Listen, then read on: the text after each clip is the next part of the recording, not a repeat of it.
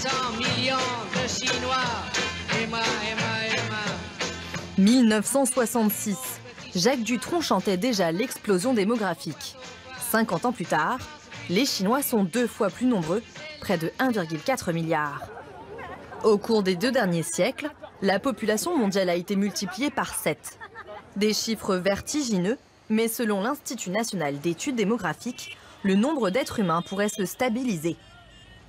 Nous sommes aujourd'hui 7,3 milliards.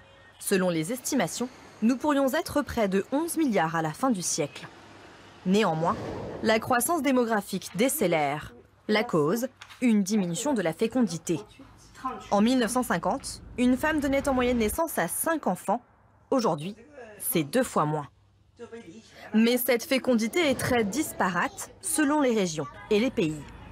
L'Afrique, le Moyen-Orient et l'Inde affichent toujours des indices très élevés.